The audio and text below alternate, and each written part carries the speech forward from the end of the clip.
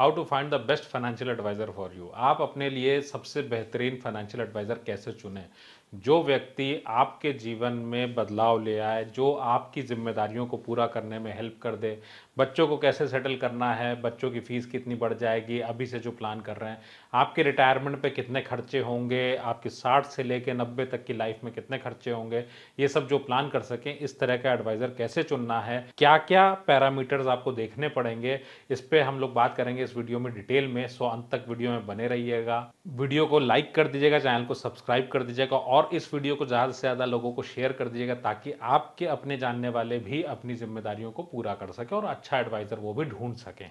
हाय, मैं हूं Viplav Majumdar. I am founder of Plan your World training academy private limited. इसका initiative ये है कि आप अपने एडवाइज़र खुद बन सकें, क्योंकि जब सेविंग आप करते हो, हर किसी के पास में अपना एक प्लान है जिसकी कीमत बहुत ज़्यादा होती है रिटायरमेंट के टाइम पे, और ये कीमत आप भरते हैं बच्चों के एजुकेशन के टाइम पे, मैच्योरिटी वैल्यू से ही पैसा आएगा।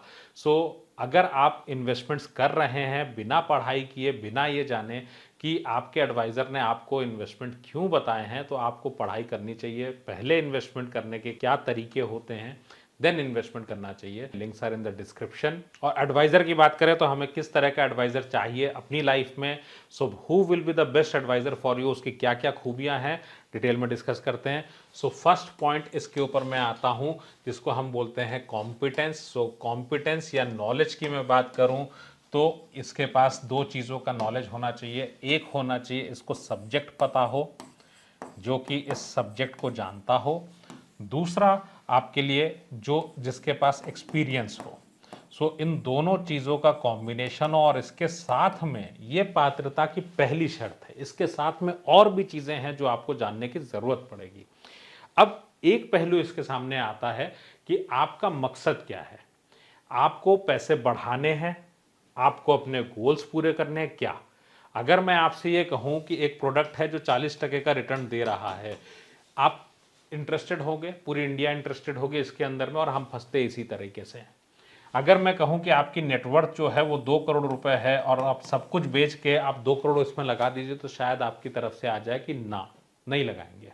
हाँ, 5 लाख लगाना हो 2 करोड़ में से तो 40% पे लगा सकते हैं। सो इसका मतलब यह है कि 2 करोड़ पे आपको सेफ्टी के साथ वेल्थ बनानी है, और वो भी इन्फ्लेशन से ज़्यादा। सो कोई ऐसा व्यक्ति जो आपको वेल्थ क्रिएशन में हेल्प कर दे, अगर आपका कोशिश ये है तो इसका मतलब आप सही डायरेक्शन में हैं। अगर आपकी कोशिश है कि कोई आपको शेयर्स में बता दे, कोई आपको म्यूचुअल फंड में बता दे, सो आपको किस किस इंडस्ट्री के लोगों की ज़रूरत है।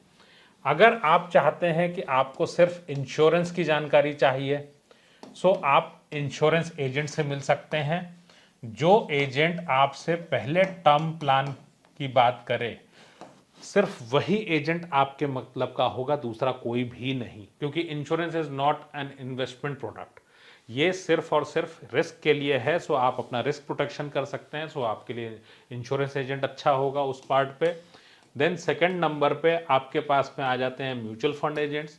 सो म्यूचुअल फंड के जो लोग हैं, अगर इसमें आप जाना चाहें तो ज़रूर ऐसे शख्स को देखें जो लिटरली आप में इंटरेस्टेड हो, क्योंकि 5% लोग ही हैं जो म्यूचुअल फंड सब्जेक्ट को जानते हैं। बाकी 95% लोग वो हैं जो सिर्फ और सिर्फ सेल करते हैं, जिनके पास कुछ नाम आ जाते हैं ब्रोकरेज के नाम पे, वो देख लिया उन्होंने और उन्होंने आपको सेल कर दिया। सो अगर आपका पोर्टफोलियो छोटा है, अगर आपका पोर्टफोलियो टोटल 5 करोड़ से नीचे है, you don't need a financial adviser for mutual fund. So उसमें आप उसको रेगुलर की जगह डायरेक्ट प्लान में स्विच कर सकते हैं, ताकि आपको मिले ज़्यादा रिटर्न। आपको 30-40 लाख अगर ज़्यादा मिलते हैं तो आप बच्चों के भविष्य में उस पैसे को लगा सकते हैं। अब अगर आपका मकसद है वेल्थ बनाना, तो ध्यान रखिएगा, कभी भी इसके लिए बैंकर पे भरोसा मत करिए। बैंकर पे कभी भरोसा मत करिए, क्योंकि सबसे ज़्यादा मिस सेलिंग की अगर आप रिपोर्ट देखेंगे तो वो बैंकर्स की ही होती हैं, क्योंकि इनके पास होती है एक पूरी लिस्ट, और उस लिस्ट में जो प्रोडक्ट्स होते हैं सिर्फ वो प्रोडक्ट बेचने होते हैं इनको, एक हाई वैल्यू कस्टमर को। सो आपके लिए अगर रिक्वायरमेंट बेस्ड पे जाता हूं तो आपका ऑब्जेक्टिव क्या है। आपका ऑब्जेक्टिव अगर इस तरीके का है तो ये लोग तो फुलफिल नहीं कर सकते। अब बात करता हूं फाइनेंशियल प्लानर की। सो फाइनेंशियल प्लानर क्या करते हैं, सो फाइनेंशियल प्लानर आपकी लाइफ के अकॉर्डिंग हर एक चीज़ को प्लान करते हैं। आपका करियर, आपका रिस्क, आपके फैमिली में जितने भी लोग हैं, किस तरीके की आपकी प्रोफाइल है, करियर के हिसाब से, इन्वेस्टमेंट्स के हिसाब से, भविष्य में कौन कौन सी प्रॉब्लम्स हैं। आपकी एज अगर आज 35 है तो 60 की उम्र में आपके खर्चे क्या होंगे, बच्चों के लिए एजुकेशन में कितना कॉस्ट लगेगा, लोन आपको चुकाना है पहले या नहीं, ये सारे सवालों के जवाब आपको मिलेगा एक फाइनेंशियल प्लानर से। अब दो बातें आती हैं, वहां पे आपको नॉलेज की भी ज़रूरत पड़ेगी उसकी, और एक्सपीरियंस की। और बेहतर प्लानर की अगर मैं बात करूं तो लगभग 1 लाख रुपए से कम का अगर कोई भी प्लानर है तो आपके लिए ये पैसा भी वेस्टेज है, सिंपल। दूसरा, अगर आपका कोई भी प्लानर सेबी रजिस्टर्ड नहीं है तो फिर आपके लिए वो काम नहीं कर सकते, और उन्होंने सेबी रजिस्ट्रेशन भी इसीलिए नहीं लिया कि उनको ये करना भी नहीं है आपके साथ। सो आपके लिए सबसे आसान तरीका क्या है कि सेबी रजिस्टर्ड जो एडवाइजर्स हैं उनके ज़रिए आप इस काम को कर सकते हैं। अगर लोएस्ट साइड पे भी मैं बोलूं तो आप जो फीस देंगे वो 25,000 के आसपास देंगे। बाकी ये जितने भी तीनों कैटेगरी के लोग हैं, इनको जो आप फीस देंगे वो हिडन में देंगे, और हिडन में देंगे ना तो it is known as penny wise pound foolish. 1 रुपये बचाने गए और पता ये चला कि हमने बहुत सारा पैसा दे दिया, 50% ऑफ वेल्थ हमने दे दी। क्योंकि जब आप हिडन कमीशन, रॉन्ग प्रोडक्ट्स की बात करें तो 50% आप दे देते हैं अपने वेल्थ का। सो आपके पास स्ट्रैटेजी क्या है? जो सेविंग है आपकी, उसी सेविंग से आप अमीर होने वाले हैं, उसको राइट इन्वेस्टमेंट करके। क्या ये आपकी लाइफ में कोई भी इसमें से आपके लिए प्लान करने में इंटरेस्टेड है? नहीं है, बिल्कुल भी ध्यान रखिएगा। अब बात आती है कि एक पांचवा व्यक्ति है जो कि आप खुद हो।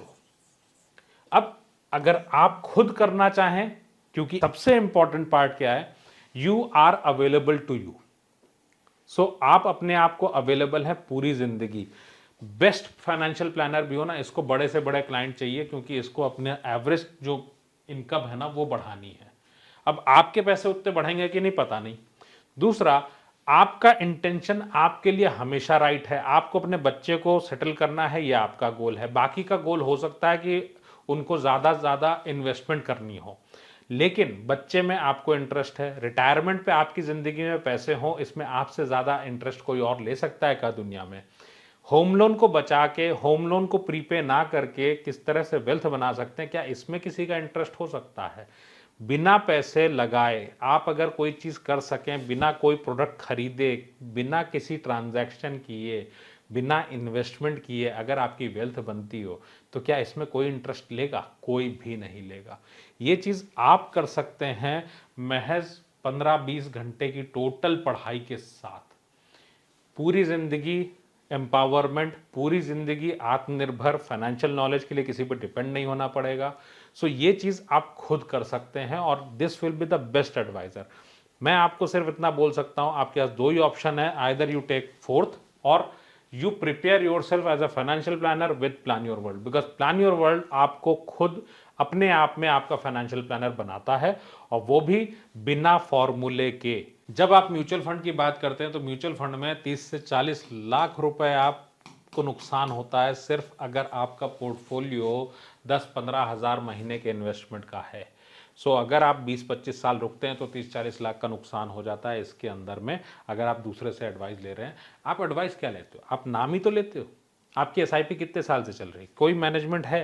एक्चुअल में अगर आप देखें तो वो 5% जो लोग हैं ये आपको नहीं मिलते। सो ये 5% लोग अवेलेबल हैं सिर्फ अमीरों के पास, आपको जबकि इसकी ज़रूरत है मिलेंगे नहीं। एकदम सिंपल सी बात करूं तो अगर आप इंश्योरेंस एजेंट पे जाते हो तो normally they are not interested in selling you term plan. उनको चाहिए होता है इन्वेस्टमेंट प्लान, और इन्वेस्टमेंट प्लान में पैसे आपके आधे हो जाते हैं। सो रियल सेंस में अगर महंगाई को हम जोड़ लें, क्योंकि महंगाई के बिना कोई इन्वेस्टमेंट हो नहीं सकता, महंगाई को बिना कंसिडर किए कुछ भी पॉसिबल ही नहीं है। सो महंगाई को जैसे ही आप एडजस्ट करते हो तो आपको ये दिखता है कि 30-30 साल के रिटर्न जो है वो 50% हो जाता है। आपने लाख रुपए के हिसाब से जमा किया, पता चला बाद में रह गया 50,000 अगर सिंगल प्रीमियम। इसी तरह से अगर मैं म्यूचुअल फंड पे आता हूं तो इनका क्या इंटरेस्ट होता है कि आप ज़्यादा से ज़्यादा पैसा रखो, मार्केट अप जाए डाउन जाए, इनको कोई बहुत फर्क नहीं पड़ता, क्योंकि इनको भी पता नहीं होता। जो 5% जानते हैं वो आपकी लाइफ में नहीं होते। दूसरी बात, अगर मैं ब्रोकरेज की बात करूं तो वो इतना बड़ा रेगुलर प्लान और डायरेक्ट प्लान का फ़र्क है कि डायरेक्ट प्लान में अगर आप इन्वेस्टमेंट करते हो तो you get around 30% more maturity, जो कि बच्चों के लिए काम आ सकता है। सो ये, और बैंकर्स की बात करूं तो इनके पास प्लेन वनीला सिंपल एकदम लिस्ट होती है जो कि आपको प्रोडक्ट बेचने ही होते हैं। आपके हित में क्या है इसका इंटरेस्ट सिर्फ और सिर्फ आप ही रख सकते हैं, कोई और नहीं। आपके पास इतने सारे ऑप्शंस हैं, इंश्योरेंस एजेंट है, म्यूचुअल फंड, बैंकिंग, ब्रोकर्स, अगर आरएम की बात करूं बैंक से, certified financial planner, CS and YouTube and Google. So हर जगह पे एक टारगेट दिखता है जो कि टारगेट है। हमारे पास भी टारगेट है कि हम 1 करोड़ लोगों को उनका फाइनेंशियल प्लानर बना दें एज प्लान योर वर्ल्ड। सो हमारा टारगेट आपको एम्पावर करना है।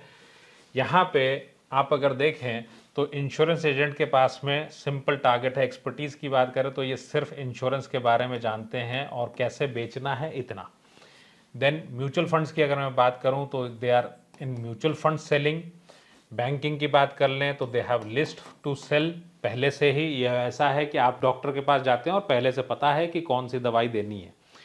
और CFPs प्रोफेशनली क्वालिफाइड हैं। CAs इन्वेस्टमेंट के लिए नहीं है नॉर्मली, फाइनेंशियल प्लानिंग से इनका कोई लेना देना नहीं है, क्योंकि फाइनेंशियल प्लानिंग फ्यूचर की चीज़ है और इनकी महारत जो है वो पास्ट पे है। YouTube, Google limited to business, so ये दीज आर लाइब्रेरीज जहाँ पे आपको पता होना चाहिए कि वही चीज़ मिलेगी जो किसी ने वहाँ पे रखी है। देन अगर नो योर सिचुएशन की बात करूं, आप अपने सिचुएशन को बेहतर जानते हैं, बाकी कोई भी आपकी सिचुएशन को नॉर्मली नहीं जानता। एक्सेसिबिलिटी की बात करूं तो हमेशा आप अपने आप को अवेलेबल हैं। कस्टमाइजेशन की बात करूं तो आप ही अपने लिए कर सकते हैं। और सबसे महत्वपूर्ण बात, अगर एक्सपर्टीज़ की बात करूं आपके पास नहीं है, ये आप प्लान योर वर्ल्ड से सीख सकते हैं।